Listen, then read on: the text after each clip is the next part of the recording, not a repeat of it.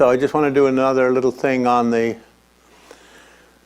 Tumo practice before we do the tagun of the empowerment.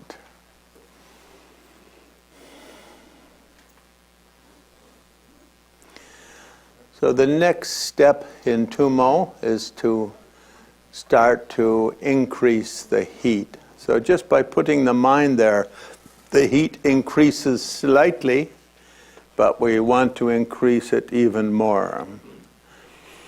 And so what we do again is, before we do the little sadhana, and we go into emptiness, dharmakaya, we come out as the drop, then we arise in the as Vajra, and send out lights and call back Zahum Bam Ho, all the universal energies and powers into us. And the Wangila, the initiation beings activating. And then we make offering to ourselves, just like happened now. Aragam Panda Gende Pushpe Dushpe Alka Gende Nevende Shapte.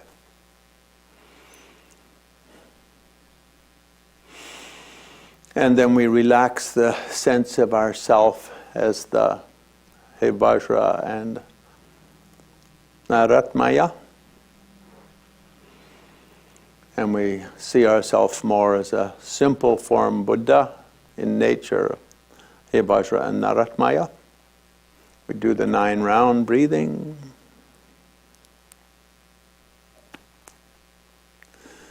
Do some Vaz, and then the yantras, Vaz breath with the tummy churning, and Vaz breath with the snap, and then like this.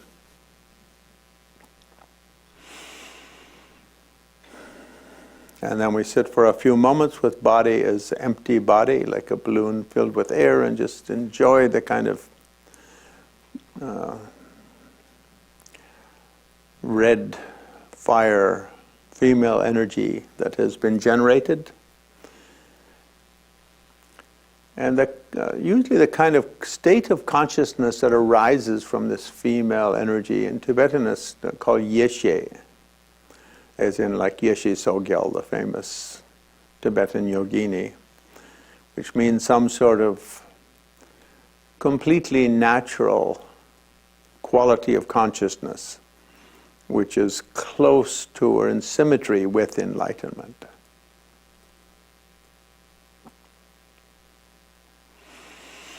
And so when we have a feel for that, then we generate the Vajra body. First, the 3 channels.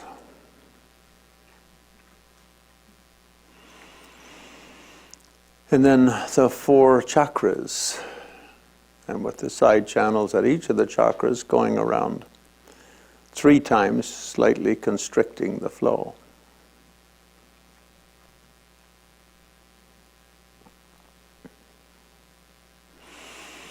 And at the base of the central channel on a sun disk, the Ah stroke, red in color, in nature, fire. The fire of primordial or timeless wisdom. And in a moon disk in the crown chakra, the white moon inside the central channel, the size of a moon, the size of a chickpea split in half.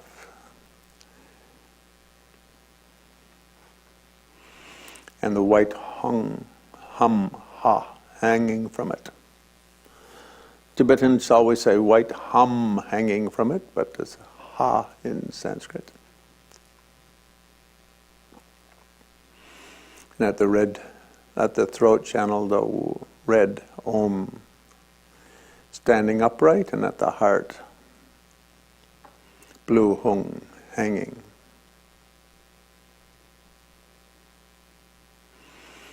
And we put the mind first on the white ha,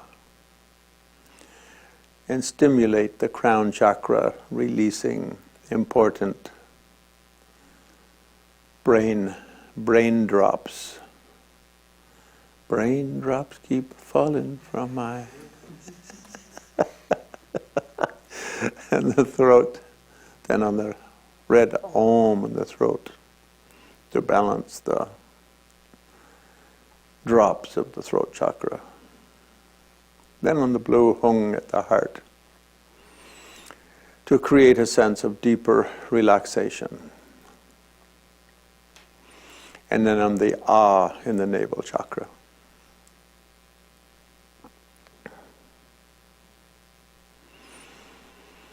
And then we can do some vase breathing and in the three ways that we already learned with the yantras, holding the breath and holding the breath while churning the tummy 3 times clockwise, 3 times counterclockwise.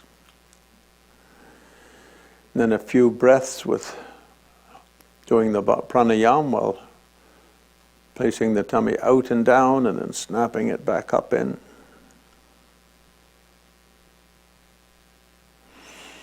And then releasing the energy very forcefully.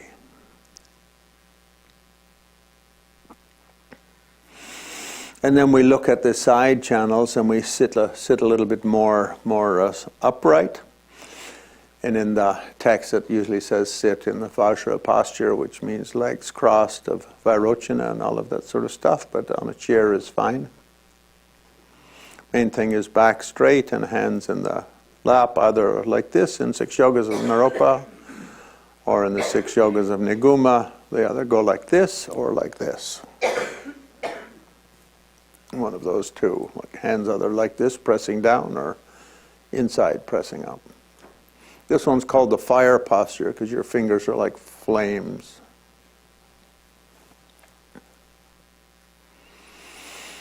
And then when you take a deep breath, you imagine the side channels becoming completely filled with air. Then press down and pull up, holding the air toward the central channels, and put your attention on the side channels, kind of at the top, and come down, bring the mind down, as though sort of squeezing air out of 2 hoses, you could say, or squeezing liquid out of 2 straws. So the energy from the side channels come down and enters the central channel.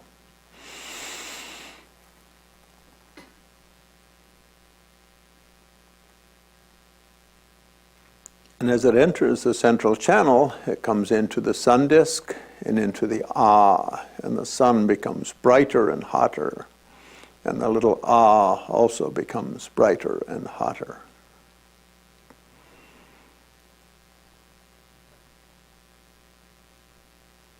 And as it becomes brighter and hotter, and it's all as though you are inside the little Ah looking out. The flames radiate into the 4 directions inside the navel chakra, inside of the central channel, and radiate out in the 4 directions into the 4, the 8, the 16, the 32, the 64 navel channel petals, sort of warming and rejuvenating and healing them, and loosening the knots, constricting them.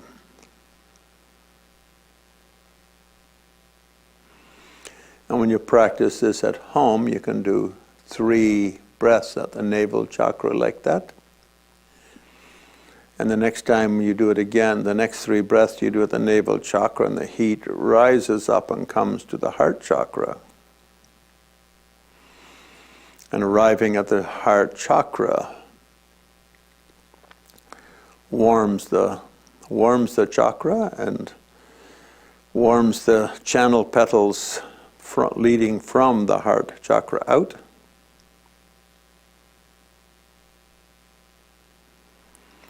And as you let the breath out, then the energy just continues up, the warmth energy just continues up the central channel. And then 3 breaths again, this time bringing up to the throat chakra.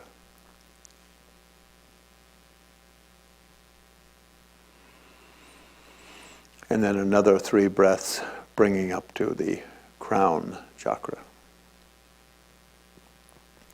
So in this way, doing that for some days, the central channel and the chakras, you could say, are sort of warmed, rejuvenated, healed, and the knots constricting the flow of energies, and because the quality of the energies affect the quality of consciousness, then the knots constricting the free flow or the enlightenment quality, the radiant and bliss quality of radiance and bliss quality of consciousness, those knots are released and loosened. One then goes on to bring the energy strongly up all the way to the crown chakra and melt it, and it falls down into the letter Ha falls down into the Om. It melts, falls into the Hung. It melts, falls into the Ah. So that's called raising the fire and dripping. So in other words, the female quality from the navel chakra, the female energy, female drops, are pulled up by the fire. So they rise up and they strike the center of the brain chakra. And warming the brain chakra force even more, or stimulate even more chemical release of the brain chemistry or brain drops.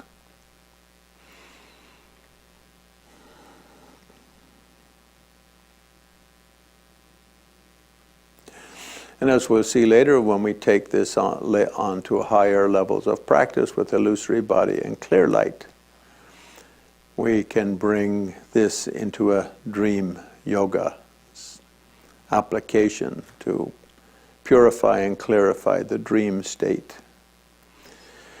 and do what Marpa termed the cycle of day and night practice.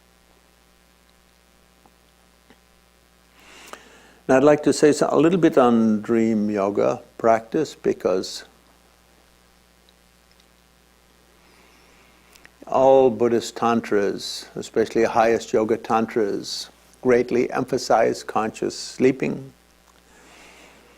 And so the main technique used for this is at the time of going to sleep to do your tummo practice in a particular way. But to pay special attention to the throat chakra. So first you do the general tummo practice as we've discussed so far today. And then, having done that,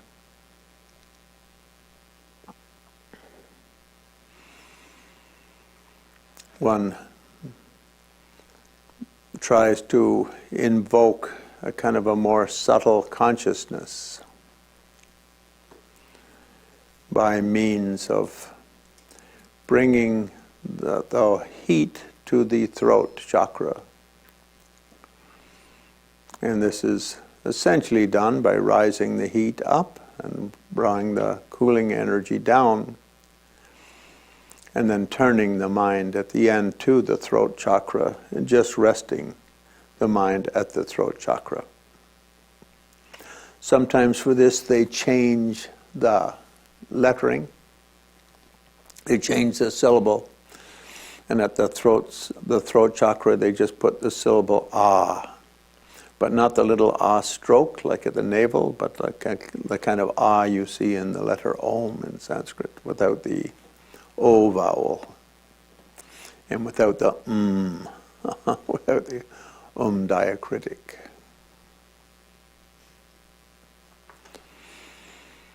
And when one tries, so tonight, because we're going to do a little bit of that was known as the Tagun of the empowerment.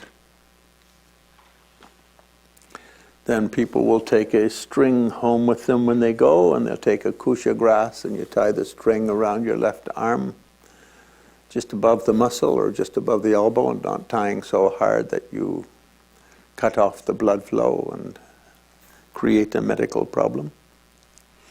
And the kusha grass supposed to be a swastika shape, but you just put it kind of like a cross. And you put it under your pillow or under your mattress, and you get prophetic dreams.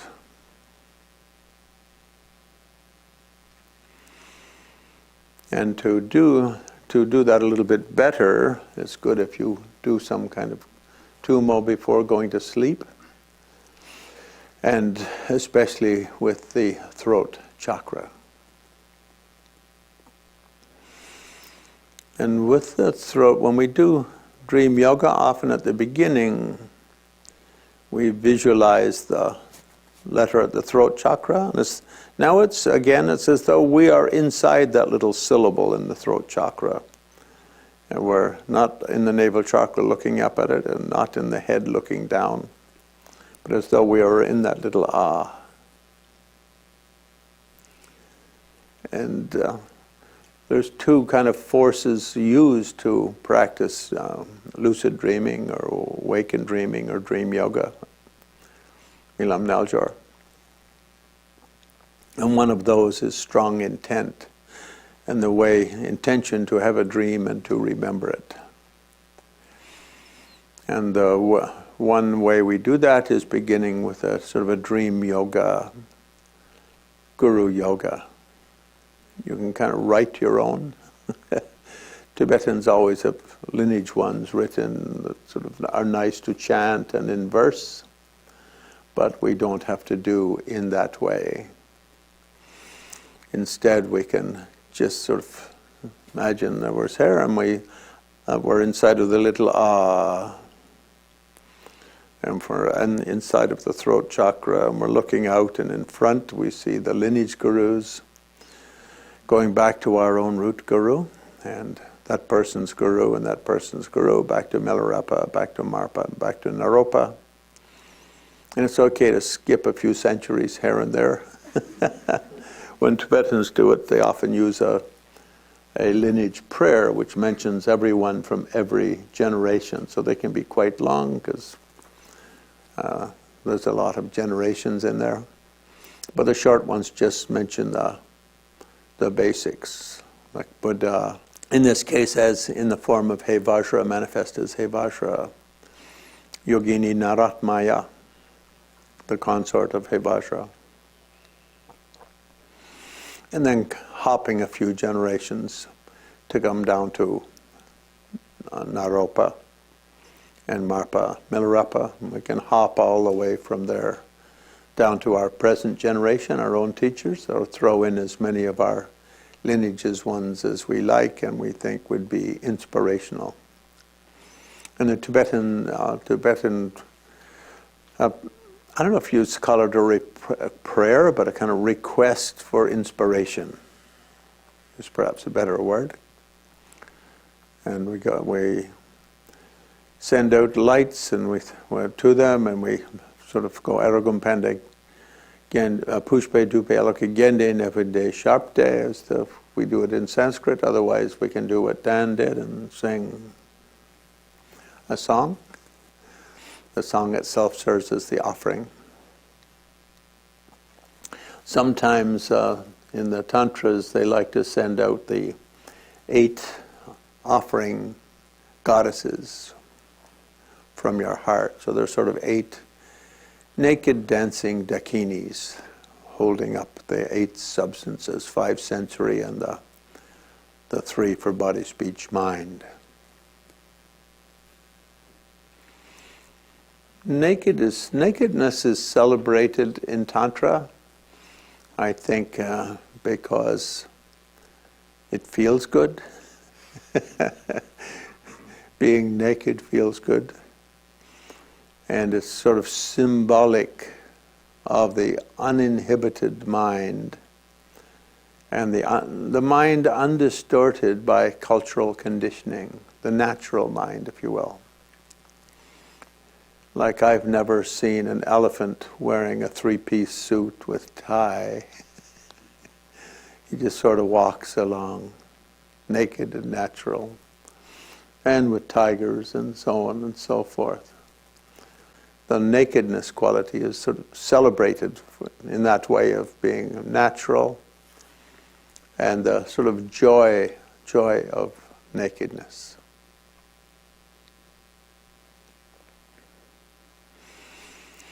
And they go out and hold up offerings to all the lineage masters, and we make the request that to send waves of inspiring energies so that we might be able to dream deeply and clearly, prophetically, meaningfully, and to be awake in our dreams, and when we wake up to be able to recollect our dreams.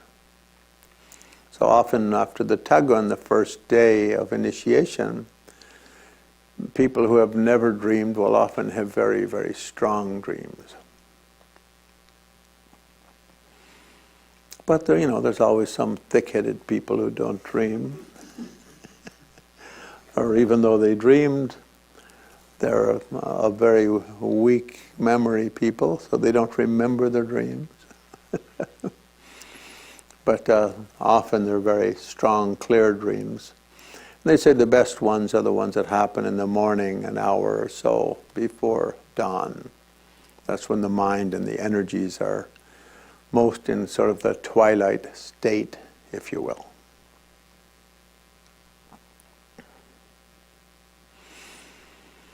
So then the Guru dissolves into light. All the top lineages from Buddha dissolves down into our own root Guru. So in my case, if I'm doing Yamateka, that's Ling Rinpoche. If I'm doing Chakra Sambhara, that's Trijang Rinpoche. If I'm doing He Vajra, it's from Dalai Lama, because I received my He Vajra empowerment from him. Some people just use one person as their root Guru, and everyone else they think of as emanations of that Guru. And Guru just means the spiritual person from whom you receive great inspiration and who is very helpful in your life. So Tibetans translated the Guru as Lama, and La means heavy. So when I heard that, I immediately went out and put on 20 pounds. Or maybe 30. And heavy in what? Heavy in three qualities. Heavy in spiritual learning, heavy in spiritual practice, and heavy in spiritual competence, I guess you would say. Sometimes they do it in another way. They'll say the three higher trainings. Heavy with great ethical training in the great discipline or ethics. Heavy in samadhi or meditation power. And heavy in prajna or wisdom of the non-self. And Ma in Tibetan is a female quality. In other words, the Guru or the Lamas, one's personal Lama is sort of like, almost like one's mother or father, something like that. It's given a feminine suffix because just like the mother takes good care of us and when we're little kids, the Guru or the Lama should take good care of us spiritually in terms of instruction, inspiration, consultation, and other ways. So with my own main Guru, Ling Rinpoche, for instance, he always inspired me a great deal. Whenever I had anything on my mind that was at all of concern, I would go and ask questions. And whenever I needed any clarification, even though he was the Dalai Lama's great guru, or Yungzen Chambo, I would barge into his room without hesitation.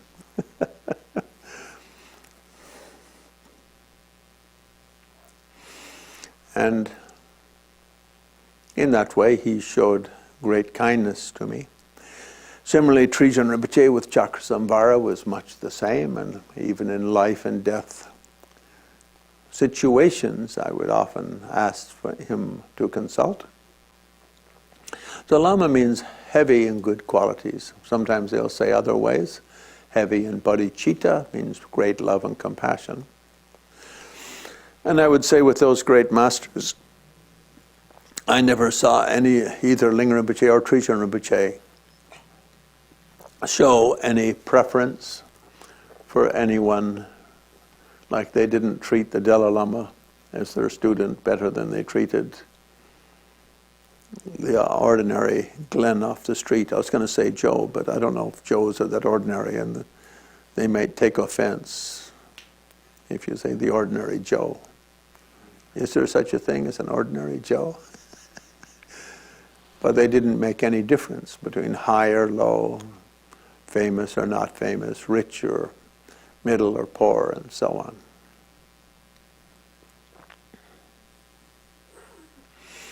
So it dissolves into, then that guru dissolves into light and comes to the crown of one's head and dissolves into one's body. And as it dissolves into one's body, turns into a great radiance and nectar, and this flows through one's chakras and totally opens the central, so sort of rejuvenates and stimulates the central channel. And especially it comes to the throat chakra and makes the energies of the throat chakra especially dominant, so that when one goes to sleep, one will do so in a state where even the most thick-headed goat would get clear dreams. So between intention, supplemented by Guru Yoga, or augmented or intensified by this Guru Yoga practice, and the power of controlling the drops and bringing the energies of the drops to the throat chakra just before going to sleep. And if we've taken our Tumo to a higher stage where we're able to do illusory body clear light yoga, then we go to sleep by consciously dissolving the earth energies, water energies, fire energies, and air energies into mind, with the 5 signs of the mirage and the smoky bar and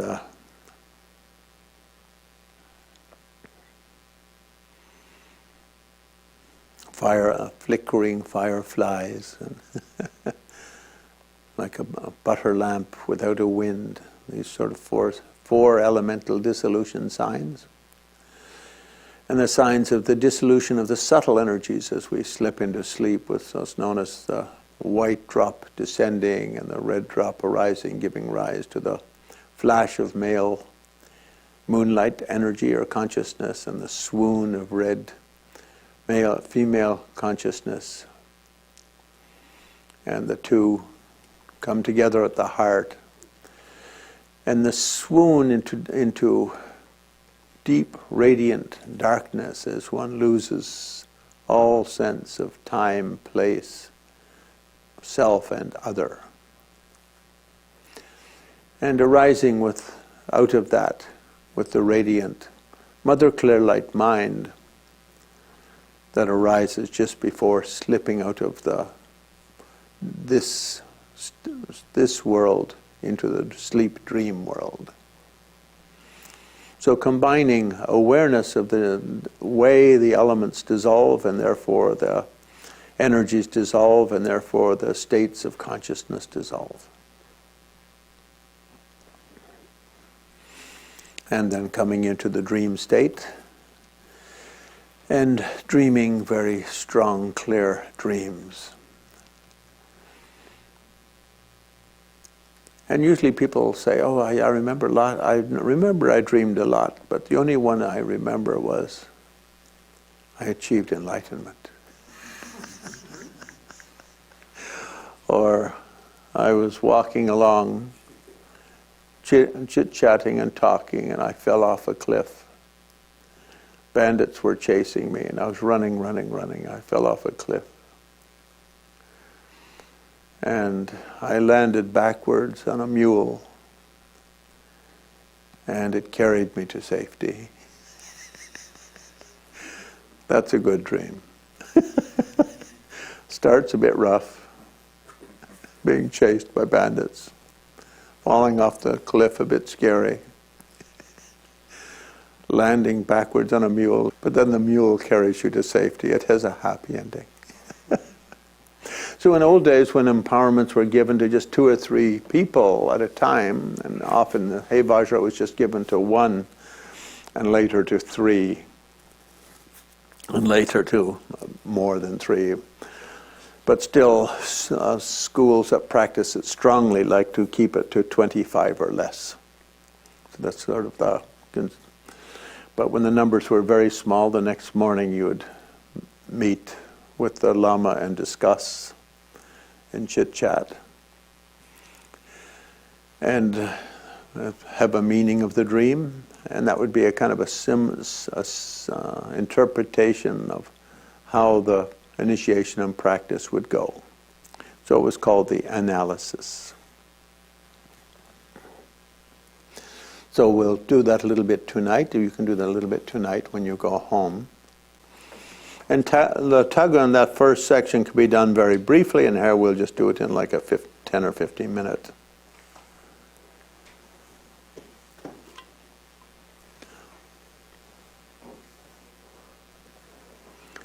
In various texts they discuss about,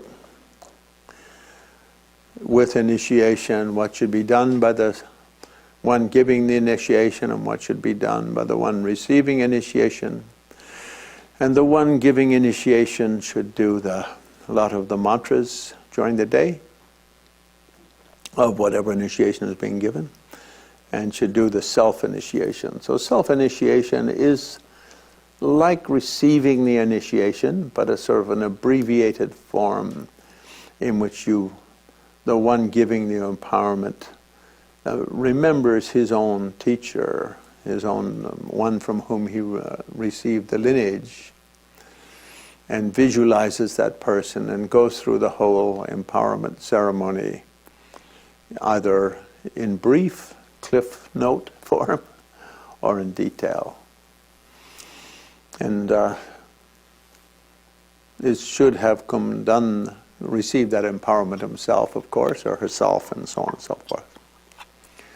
And the ones receiving should have strong bodhicitta, thinking that it would be nice to become a Buddha more quickly, so I could be more benefit to all living beings. So from the student side, or the recipient side, it should be the great compassion wanting to benefit all others and have a powerful method for the benefiting of others.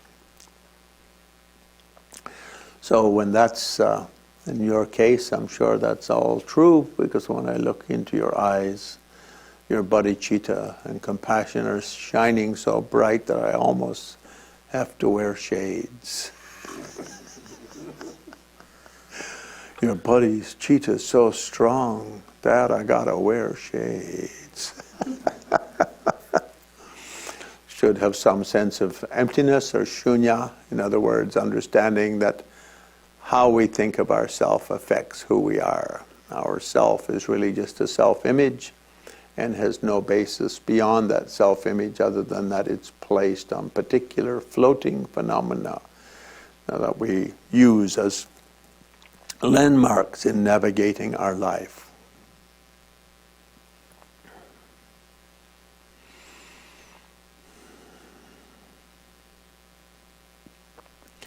And so the empowerment begins with the 3 sections of taking refuge or remembering our inner strength, what did we call it yesterday? Walking with power. And we do that by reciting a traditional verse. And you recite it after me 3 times. Gonchok, Somla, Dakyabchi, Dirpa, Tamche, So Sha, Droi Gela, Jerang, Janju Semni, Danikye. Goncho Somla, Dakyabchi, Digpa Tamche, So Sha, Droi Gela, Jerang, Janju Semni, Danikye. Then a 3rd time, Gonjo Somla, Dakyabchi, Digpa Tamche, So Sha, Droi Gela, Jerang, Janju Semni, Danikye. So that first line, I invoke my Buddha mind, I invoke my Dharma wisdom, and I invoke my enthusiasm. Something like that. And the second line, whatever weaknesses and faults and whatever I have, I just release them. And thirdly, Droi Gela Jerang, I determine to always maintain a joyful mind. And that's probably the most difficult, I think. Because if you're from a place like Miami, where it's always hot and sweaty and mosquitoes everywhere and hurricanes, sometimes the only way you can invoke joy is to remember your happy days of visiting Chicago. Where the word hurricane is just something we hear in the news, shot in foreign lands, like Florida. The determination to always notice the beauty and joy in the world, to take time to notice the beauty and joy in the world. In the Buddhist practice, the first thing one should do when one wakes in the morning is to recollect the pure goodness or merit of being born human and having the human potential. Much better than being born a bedbug or a tick. Or most species, humans, have a bigger brain and credit cards. And they're more at the mercy of small brain, no credit card living. To generate a great joy and sense of appreciation for all the things in one's life. When I recently saw the film with Tom Hanks, where he plays Fred Rogers, it's a very cute movie. I think it really should have won Best Picture, but Parasite was more dramatic, I suppose. But in it, Mr. Rogers, what's it called? A Beautiful Day in the Neighborhood. A Beautiful Day in the Neighborhood. He says, before we have the movie's about a guy who wrote an article about him. It's not about Mr. Rogers, actually. It's about the guy who wrote the movie wrote an article about him. But the fellow's sort of going through a life crisis. And Mr. Rogers says, I think it would be nice to just sit quietly for a moment and think about all the people in your life who love you. That alone is a great blessing, isn't it? So not only the people who love us, but the people who benefit us in many ways, even without liking us that much. Our next door neighbors and the local grocer and the postman who delivers letters, or the people who service your email server. Mr. Rogers didn't say that. Just the people who love you and whom you love is a strong point of joy. It's a strong source of joy. And the reality is, the bigger we make that circle, the bigger our love for others, then the more joy comes into our life. So the third point is that I rejoice, or I find joy in the goodness of all living beings. Because even peoples who seem not so high on the goodness totem pole have much of their own goodness nonetheless. And finally, I give rise to the mind of the Bodhisattva.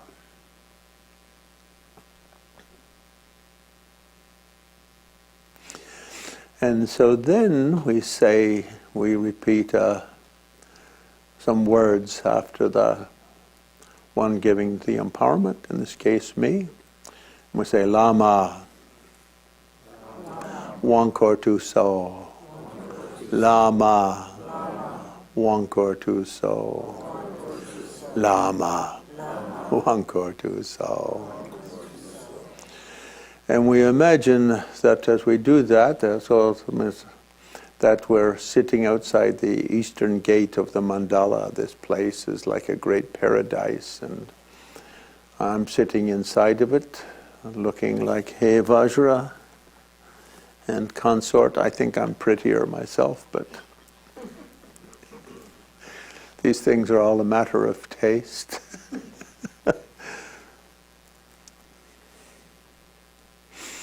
And you're outside the eastern gate asking for entrance into the secrets of the mandala. So the word initiation has many different meanings. One of those meanings is that from the time of Buddha, each lineage of practice in Tantra is transmitted generation to generation in an unbroken lineage.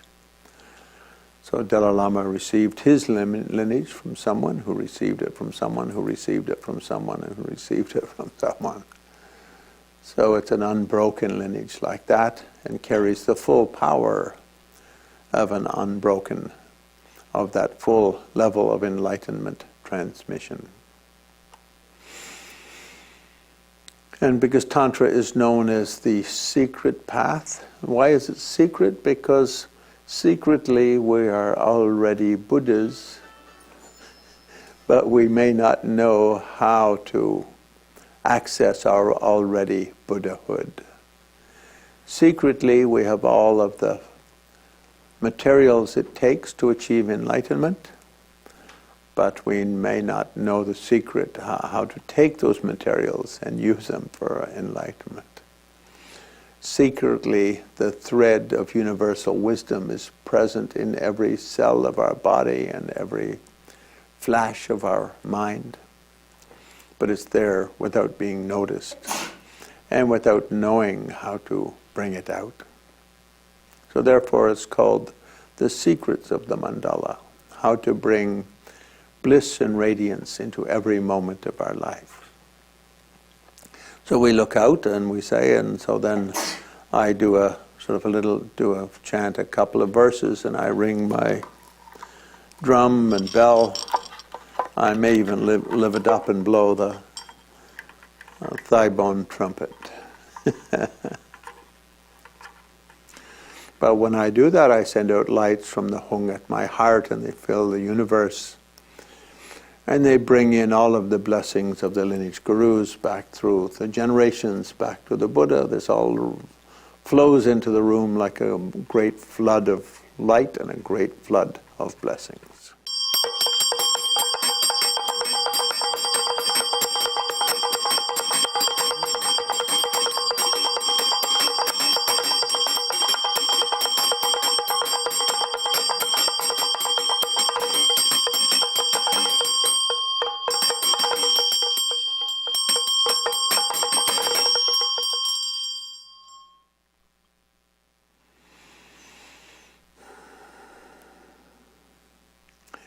So through the first verse we recited with refuge and bodhicitta, in Tantra we have a special invocation to always try to see our body as a body of light and as a,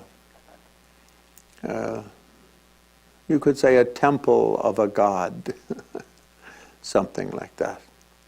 See ourselves as a Buddha, see others as Buddha emanations, and see everything that happens as kind of a theatrical display of enlightenment. And so the main commitment, often it's said, the main commitment of refuge is not to harm others. The main commitment of bodhicitta is to always try to be good and beneficial to others, because not harming others, you can just ignore them.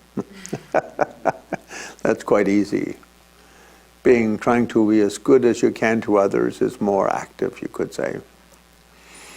And the third one, the precept, the Vajrayana precept, or samaya, to always have a sense of your own self as a sort of your body being like a temple, and inside of it lives a little Buddha, and that little Buddha is you. And with all other living beings, to always see them with this sort of joyful way, respectful way, seeing more the enlightenment qualities of others than the darkness in others, more the clarity in others than the confusion in others.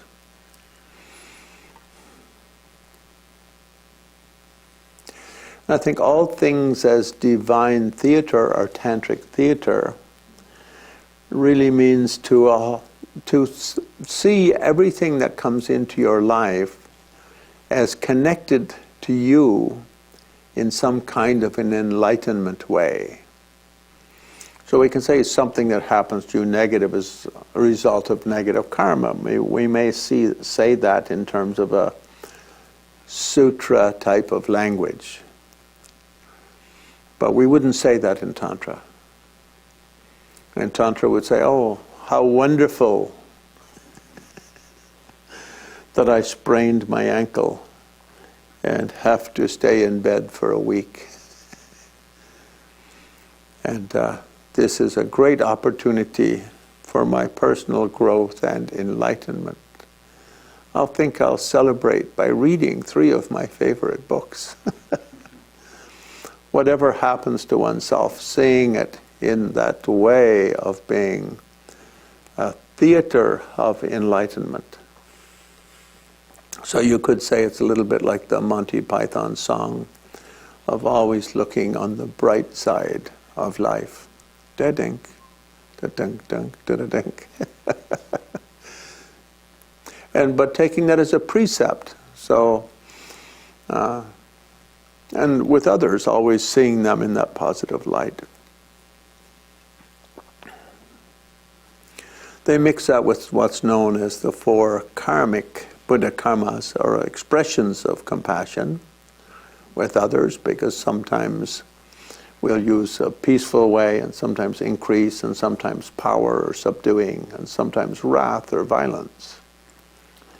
So when we take that samya, it doesn't mean we won't be tough with others, that we'll be a pushover or anything like that. But whatever we do is with joyful celebration and with respect and on the basis of compassion. So a mother, for instance, with a child will be a little bit bossy, but not out of anger at the child, hopefully, and not out of viciousness or cruelty or mental sickness or something, but out of caring for that child's welfare and well-being.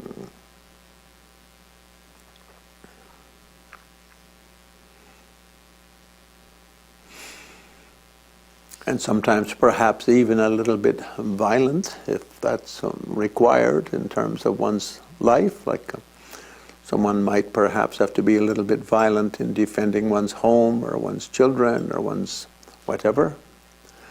But again, it's not done on the basis of anger or hatred or lack of respect, but because whatever's going on is a test of one's ability to celebrate in the four ways, with pacific ways, enriching ways, overpowering ways, and wrathful ways.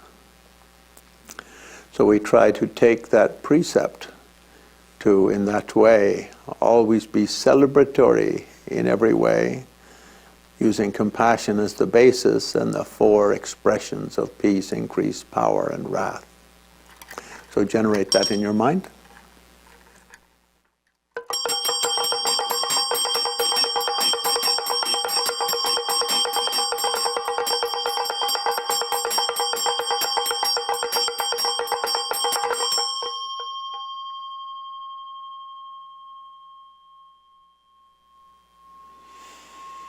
And usually one takes a sip, a drop of water from a conch shell. Someone goes around with a conch shell, and we have a kind of a lotus-looking ceramic that looks a little bit like a lotus conch shell. But we won't actually, usually they'll pour a little bit in your hand, and they always drink it at the initiation ceremonies.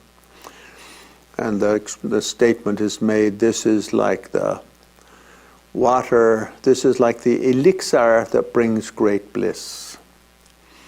And if you practice well, if you take the empowerment and you use the methodology and the Tantric methodology, in this case the Six Yogas of Naropa or the 10 Dharmas of Naropa, then you will quickly and easily achieve the state of great siddhi, in other words, great attainment.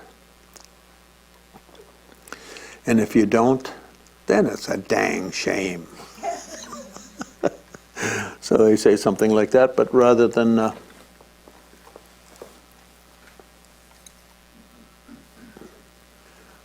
hand out like that, we'll just visualize, and I'll flick a little bit like this. Just imagine it falls on your tongue. You swallow, just imagine your body is filled with a great nectar, which is the essence of the tantric wisdom passed out, not only from the time of the Buddha, but all the tantras are tens of thousands of years old, according to legend.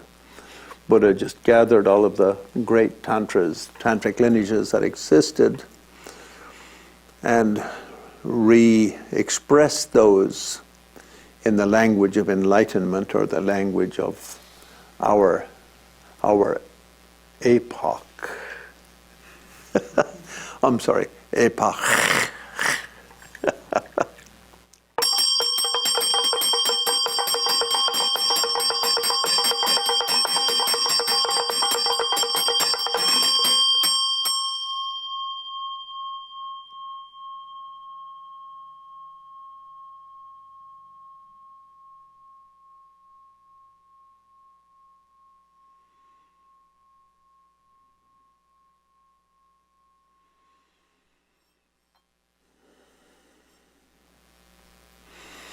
So the main tantric precept is to always have what's called lagi ngagyal in Tibetan, which means pride of being a divine pride, or pride of one's sacred nature, or pride of the sacred nature of all living beings, and pride of the sacred nature of every experience.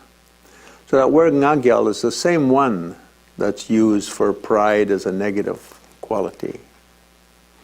Exactly the same. And I like to translate it as tantric pride, because if you say pride of being a deity, nobody knows quite what that is, and it sounds kind of funny, like what kind of deity? Like a tree spirit, or a goblin that lives under a bridge, or... Deity in English doesn't mean much to me. If you say tantric pride, at least it's linking it to something you don't know anything about. But at least it's got some kind of like sort of sexy name. Tantric pride. I'm a proud man, tantrically proud. I'm a proud woman, tantrically proud. But it really means having a strong... Nga Gyal literally translates as I am king. Me as king or me as queen. Me as ruler. So the idea is to dominate. We are ruler of our own life. We are king of our own life. And we are king of how we see ourselves, or queen of how we see ourselves. We rule our self-image. We rule, or king of the way we treat others and deal with others. We're king and queen of the way we see the events that come into our life. Seemingly good, seemingly bad, seemingly indifferent. So tantric pride here means the pride in one's own sacred nature, or confidence in one's own sacred nature, confident in the sacred nature of others, and thirdly, confident that every exchange one has with others has a positive or a sacred potential. So the tantric practice as an ethical system, you could say, really comes down to that. Then we do what's called the inner empowerment, and once more we say, Lama, Wankor Dozo, Lama, Wankor Dozo, Lama, Wankor Dozo. And in the text they do it in like 8-line verse, but it ends with Lama Wankor Dozo. And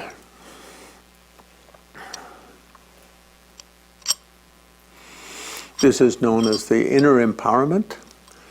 And here you imagine, from my heart, Hung, I send out lights, and they call all of the mandala deities, the Vajra mandala, and millions of mandalas come from all over the universe, and they fall into your body like snow falling into a lake and melt into your body.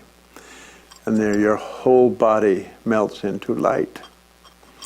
And whatever negative karma is there is weakened, and you go back to your pure, radiant quality. And you stay in the light for a moment or two, and then you come out of the light with a kind of a very buoyant, wispy, sort of like Casper the Friendly Ghost kind of a body. That even if someone blows on you, like, you'd be like blown 5 miles away. Sort of like, was it Neil Armstrong hopping on the moon? He'd take like a little jump and go like 30 feet. So our body becomes very light, buoyant, and very immaterial.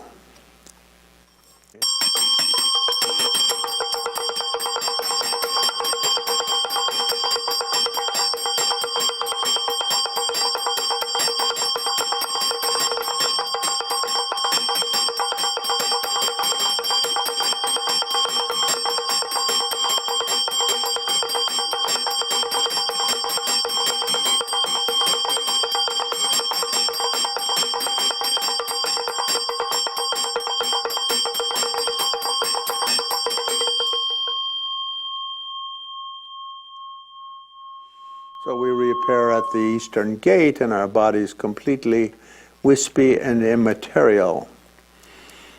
And then I breathe in very forcefully, and everyone is breathed into my mouth and down to my tummy, my beautiful, tiny little tummy. Glenn, you have such a tiny tummy. How can I possibly fit into it? And in my tummy is a fire mandala, great fire puja, Agni. Buddha in the form of Agni, or Vajra in the form of Agni. Agni, God of fire, God of purification, God of light. And as we fall into it, our body completely is melted on the spot and turns into a simple little white drop tinged with red. So all of our male qualities of aggression and our female qualities of appreciation or passion, all of our male genetic makeup and female genetic makeup completely melt and become a little white drop mixed with red. And then I go pah, and it shoots from my tummy into the womb of the consort Naratmaya.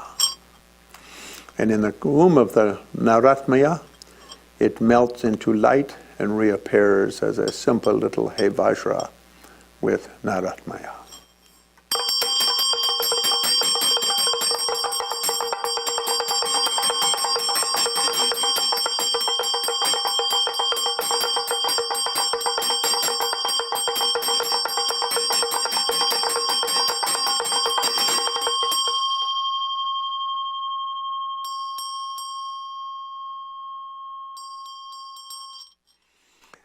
Then we take the place outside of the eastern gate of the mandala, with our body now transformed into a Vajra and consort.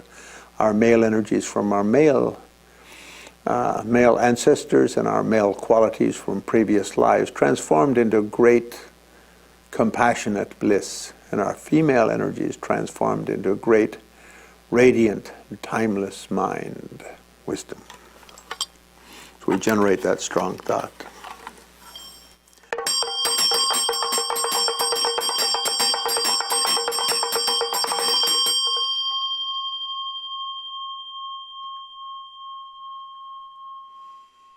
And then we drop a flower into the mandala as kind of a prophecy. And in olden days, people, when you just gave the initiation to 1 or to 3 people, everyone would drop the flower. And these days, usually they just do 1 person drops or 2 people drop. When Dalai Lama does it, it's like 1 male. You often have like 1 male and 1 female do it. So let's do like that. This is the mandala right here. And let's see.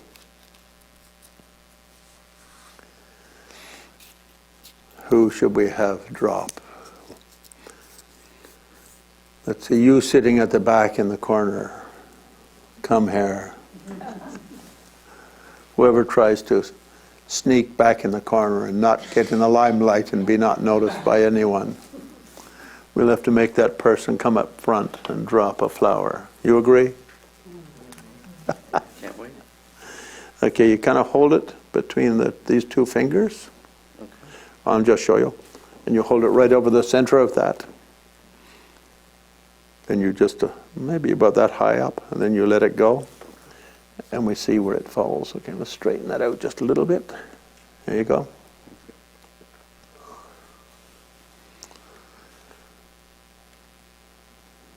Okay, so this fell. Oh, sorry, we have to do it again. I put it at the wrong angle. No, that's okay. Yeah, that was. It's okay? Yeah, I'm not wearing my glasses, so that's a small mandala. Yeah, so it fell in the northern direction. And northern direction is a direction of Amoghasiddhi, a Buddha karma guy. And before we were saying ha, ha, ha, ha. So you're Mr. Ho, which is a common name in Asia, Mr. Ho. I'm Mr. Ho, ho, ho. And Amoghasiddhi, and the totem animal of Amoghasiddhi is the horse, often the green horse and sometimes the winged horse. And it means through one's practice, one will, through the purpose of dropping the flower is to identify what's the main quality in terms of this practice. The main klesha that can be used for accomplishing enlightenment. Tantra is often known as the path of transmutation, or the transformation, taking one of the 5 kleshas and transforming it into one of the 5 wisdoms, achieving enlightenment through that wisdom. And transforming that particular skanda, one of the 5 skandhas, into one of the 5 Buddhas. So this Amoghasiddhi represents transforming one's sort of karmic momentum, if you will, one's general, one's doingness, one's busyness, one's sense of activity and destiny and duty and all these things, one's karma. Transforming these into the Amoghasiddhi. The Buddha of spontaneous, easy accomplishment, automatic accomplishment. Whatever you do is spontaneously and joyfully accomplished. So the horse is a totem animal because the horse loves to gallop. And wherever it goes, it gallops with great gusto and great joy. And if you tie it up or put it in a stable and it can't run or roam like that, it gets a little bit despondent. And if the horse can be given, if we give it, it's called giving it full rein, it would just gallop for miles and miles joyfully. Whereas other animals may run like a couple of steps and then think, oh dang, I think I'll take a nap. Like the tortoise and the hare kind of thing. And the klesha associated with often is said to be like competitiveness or jealousy, envy, those kind of things. And as a negative quality, that can be harmful because we see goodness or greatness in others and it makes us feel weak.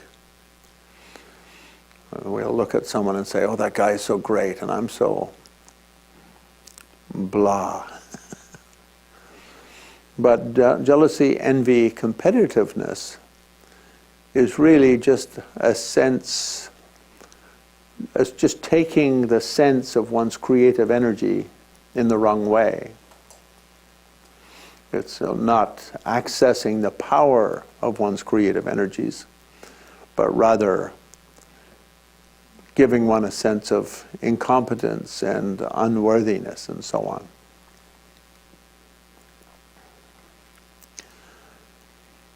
So in the fight 2 Saturdays ago of the great Irish traveler Tyson Fury against your American champion, you can come in and sit at the back.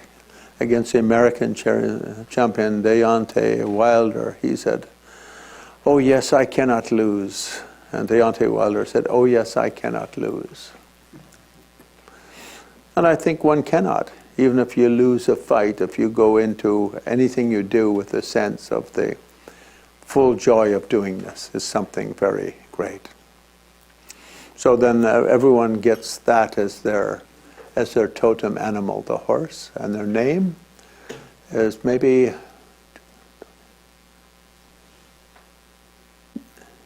Dechen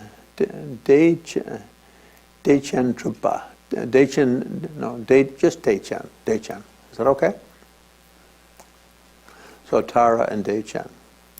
So let's see, one of the ladies can come and drop the stick. Let's see, how you're trying to hide down there behind this flower. So you can come.